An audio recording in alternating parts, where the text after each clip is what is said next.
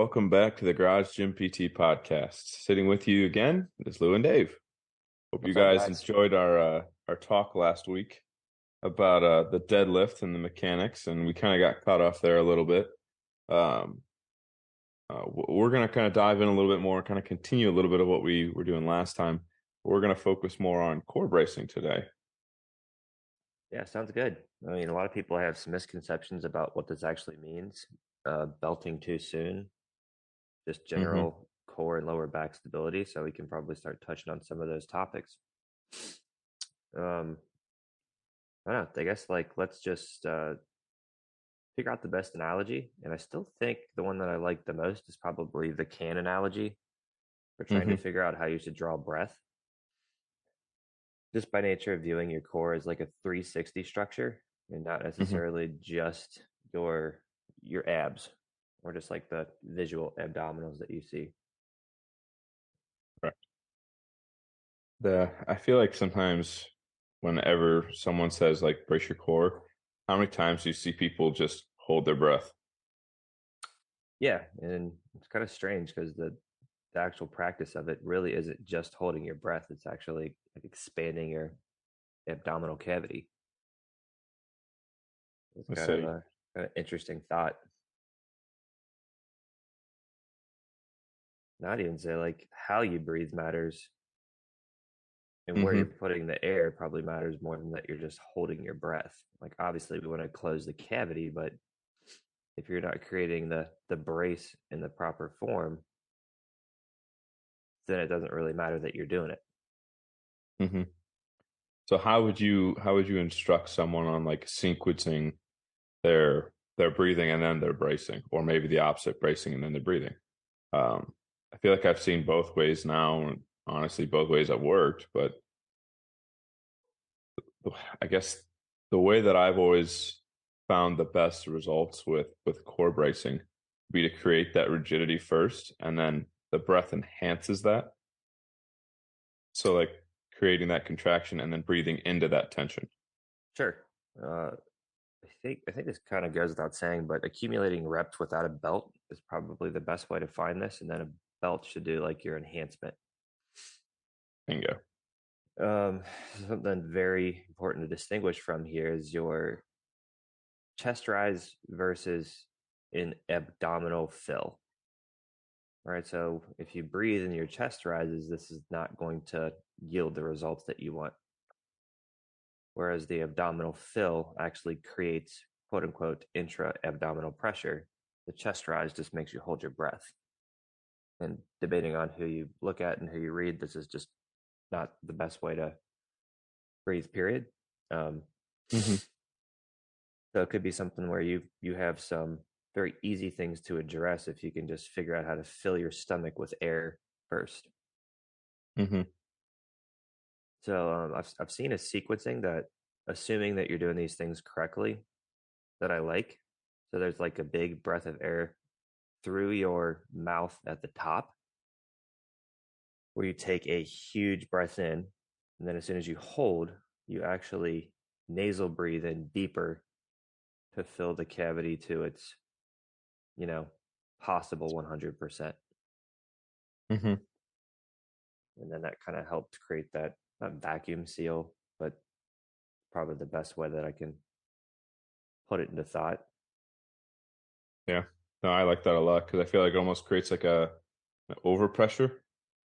And then especially if you can get that down and then eventually get to the point where you are, or you should be adding in a belt, or actually could add in a belt. Um, that just gets even more enhanced, which is fantastic. Um, Yeah, and you'll see studies too where people are arguing to use the belt at lower percentages because it increases abdominal activity, but I hate the reliance on it. yeah, uh, your external cueing is not necessarily great for long-term training. no, and the idea should be that you require less bracing as time goes on, and then when you get towards your higher percentages, when you need to execute a lift, that you can rely on something extra to make it cleaner, not the other way around.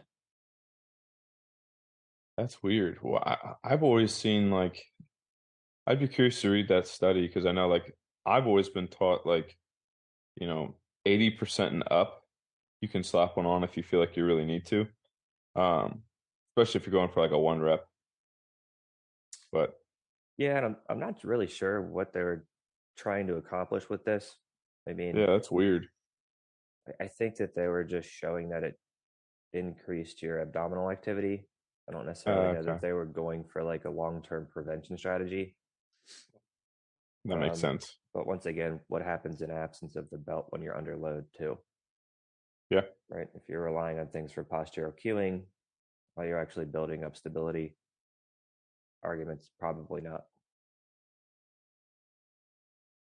So like besides the breathing faults, then Dave, what about like positional faults during the brace? What's like the most common ones that you've seen? Um, Probably people not figuring out lat tensioning. Hmm. So when we talk about that can, right, we've talked about the front where you're filling up the piece with air, but your lats actually have a huge component of stability because of their attachment points to your trunk and then into your lower back. Hmm. So people tend to get very loose with their lats, whether it be in the deadlifts like we talked about yesterday, or at the top of the squat, not positioning their elbows correctly to drive their elbows down and actually get that upper back tension. Hmm. Yeah. Creating the entire, I mean, the lats are part of that core structure when it comes down to the trunk area. So like it's like almost like losing the tension off the sides. So like that Coke can just kind of get smashed. Um, I think another thing I've seen is like have you ever seen like the anterior tilt when people kind of have like the scissor fault where like they Uh, just don't maintain that like position. And so instead they create like a really big like stretch through the front and they're really short in the back. And then as soon as they get that load and they lose the brace. as in like the load is almost like forcing the exhale or something. Bingo. Yep. Yeah. Um, I think a lot of that does come down to like cueing execution. Hmm. Um, I've seen it more in like my younger athletes as opposed to yeah, um and more often than not my like really mobile kids, like the kids who are really flexible. Um they try to basically like you had basically I think said in an earlier episode, they default to their stronger muscle mass. So yep. they're going to their extensors in their back. And so like everything is just flared open. And when they go to take their brace and they have like all this abdominal stretch and tension, then when they actually unrack and they get underneath that, and it just they lose all of this brace core tension, all that pressure. And then all of a sudden they're like, oh, that got really heavy really quick. And it's like, well, that's because you lost all that core stability like that. Right. And a lot of that could just be sequencing, meaning like Yeah. they could be breathing out at the bottom, and then capsizing because of it. Hmm. So it's like I think that they're just getting their sequence wrong as far as like when to breathe in, when to brace, and then when to hold. I So this is agree. like that person who's like letting them their air out at the bottom of the squat or deadlift Hmm. under maximal load, and then they're just getting manhandled by it because they It's got getting surprised crushed. by it. Su- Surprise. Oh my God. Um, so like if you were going to sequence, let's say let's talk sequencing then for a squat. Um, let's go from start throughout the rep to unrack. Okay. Um, how do you set up your squat and your brace? Um, I don't even know that I think about it until about 75, but usually there's a unrack portion, much of a monolift, which I have not used, and you kind of take a small breath, and then I usually try to take 2 to 3 steps to get my stance established. And then from there, I wait for the weight to kind of stop wiggling. And again, kind of just push air into my stomach, make sure my upper back's tight. And then I just go into it, usually trying to lead back with my hips and then let the knees bend and come up and repeat the sequence. Unless you're going for Nice. like touch and go, in which case like I'll try to get like 3 to 5 reps with that core brace. But Hmm. yeah, most of the time that's not really happening at that loading. Makes sense. I think the big thing, more time under tension, like when you're doing like repeated reps, um, being able to sustain that abdominal, like that core tightness throughout. Is, honestly, there are times where I'll kind of program sequences where I will try to focus on maintaining, like I'm doing squats and deadlifts, but my entire emphasis is just trunk stability, where I'm trying to be able to maintain an adequate brace throughout every single repetition and trying to focus on what my breathing is doing, just so that then when I actually do have to go to the heavier loads, I know this has got just a lot of basically training behind it so that it's not going to just like crap out on me like that. Um, let's see here. So then for the deadlift, Dave, I know because yesterday we talked a lot about like lifting with a rounded spine. Do you think that that can affect your bracing effectively, or do you think you can be as effective in a rounded position bracing? The evidence suggests that you can be very braced in a rounded spine when you look at some of like the genetic abnormalities of people. I mean, just looking at like the high end of the spectrum, like you said, the best people tend to lift with like a rounded back. So we Hmm. mentioned like Eddie Cohen. I think somebody like Larry Wheels, Half Thor. I think a lot of those guys, if you look at them from the plane that are taller, have a slightly rounded spine.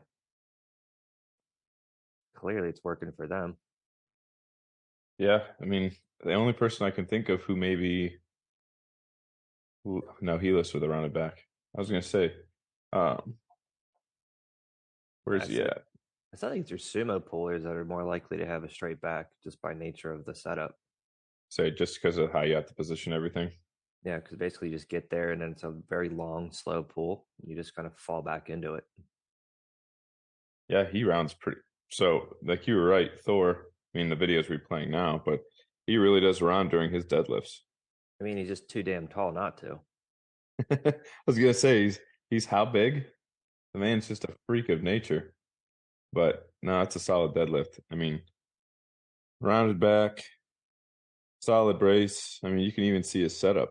I think he has a record currently, I'm pretty doesn't he? sure you're right. I thought he did. I don't think the other guy ever got close to him. But yeah, he So is. Man, that is a tall human. he trained up to beat Eddie Hall a couple of years ago. I'm not sure if anybody's topped him since. Yeah, looks like a long limb guy doing some deadlifts. Just disgusting. He is a big human being. Um, and actually, he just suffered a pec tear, so that's Jesus. But he's coming back. It's gonna be scary to watch. No, so besides bracing, Dave, I think another thing we could even talk about is like how people should go about utilizing their core, maybe even during um, like bent over rows, for example. I mean, we talk a lot about like squats and deadlifts. I think sometimes I've had a lot of patients who are like, well, like my squat doesn't feel too bad, but when I go to do a bent over row, it's excruciating. And it's like, okay, let's go through your brace. And kind of goes to say it's almost like the deadlift, um, where like they let their arms just go for some reason like limp noodles, and it's like they don't sustain the lat tension when they're in that bent like that hip hinge position. And I think Yeah, sometimes that's what leads into that lower back pain because as soon as they maintain some semblance of like lat engagement, pain is minimized. Like I, it's I'd also like to see their variation. I mean, if you're doing like a pen lay row versus like an underhand like lat row, like it's much easier to maintain tension doing the underhand version just by nature of the arc. Whereas like the true. pen lay rows trying to like throw you into a mechanical disadvantage. Yeah. But like the majority of the time you're trying to breathe at the top, but in that Hmm. situation, like I feel like it'd be at the bottom Yeah. because Create you the don't have tension, tension. lift the bar. Yeah, I think no, I the agree with that. sequencing goes similar to your deadlift, where you almost breathe and then go grab the bar and then try to maintain it.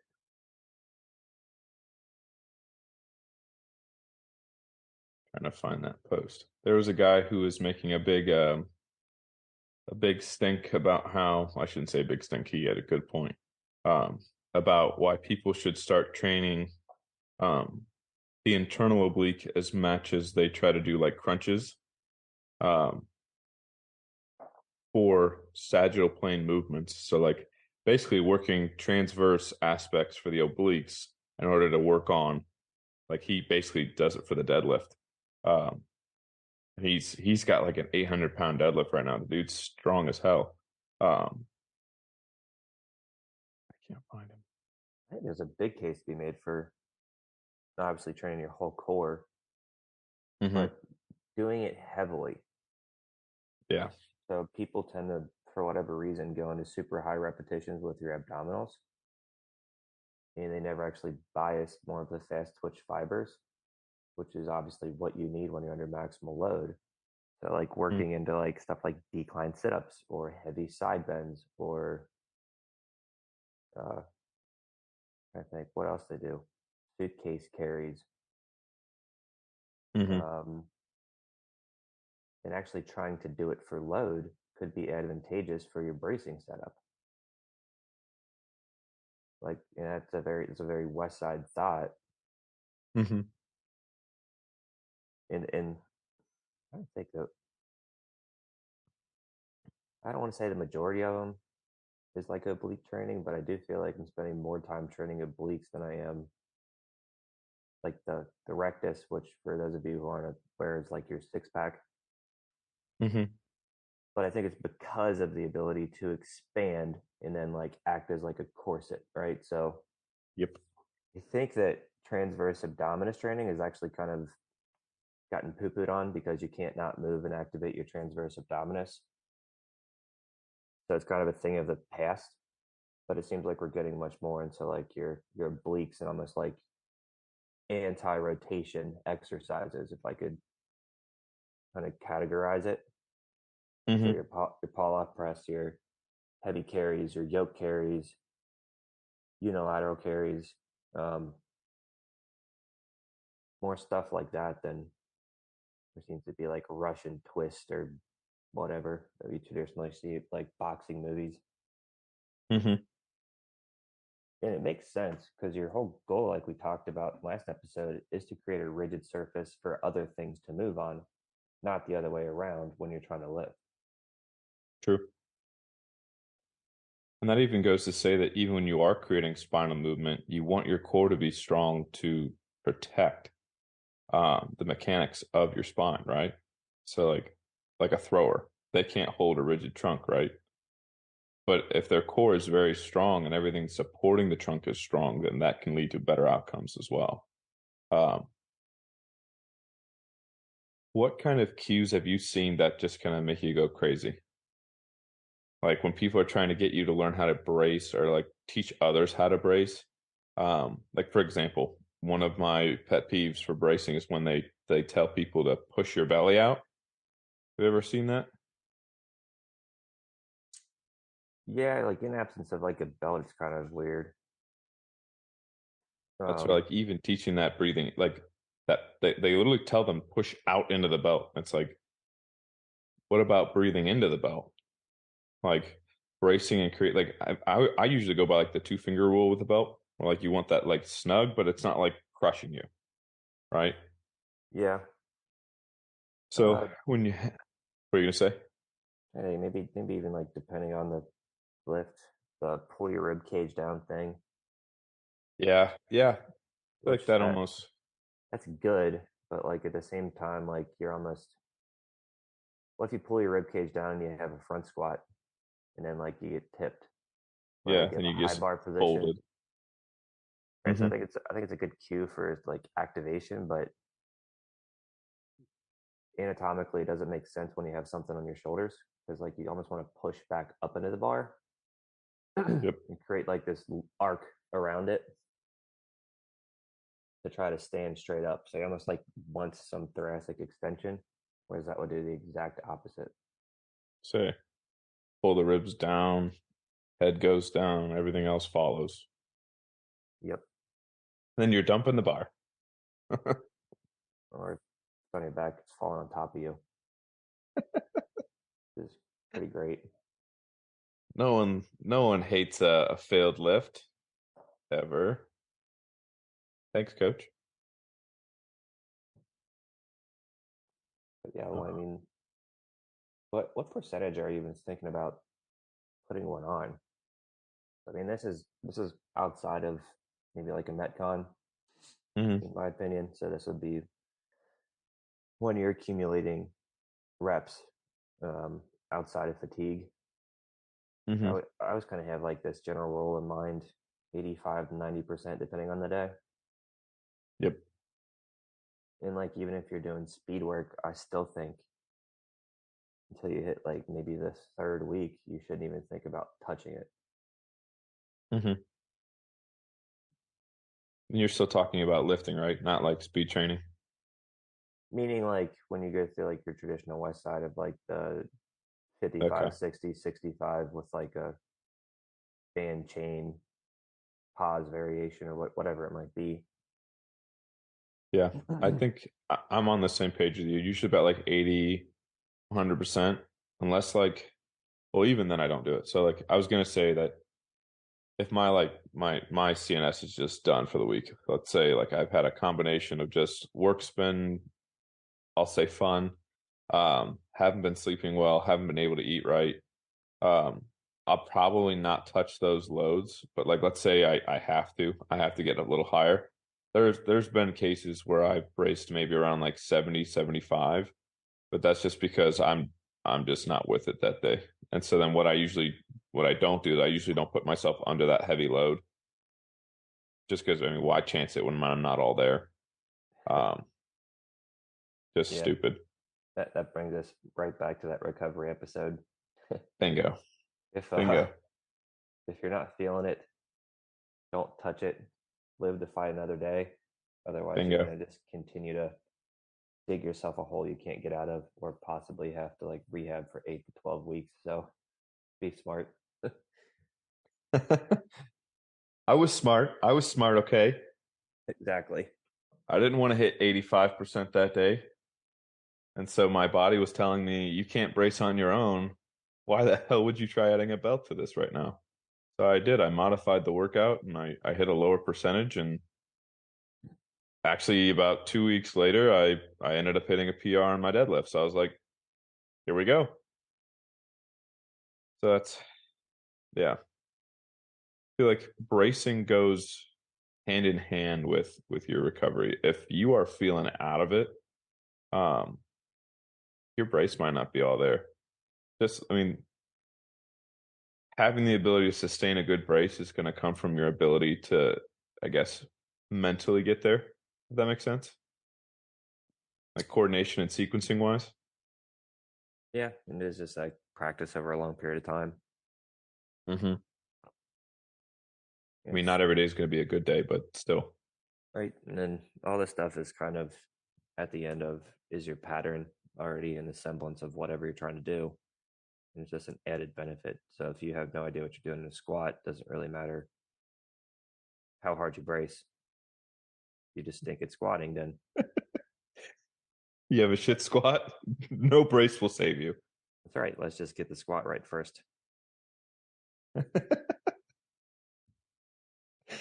uh, that's funny. Anything else you wanted to add to for today, Dave? I don't think so. Um, Basically, main takeaways is like, guys, please just view the core as like a 360 view. So it's not just doing 100,000 crunches and quote unquote getting abs. It's please hit the stuff on the side. Please be sure that you're building low back resilience and considering lat tension when you're doing the main lifts. Mm-hmm.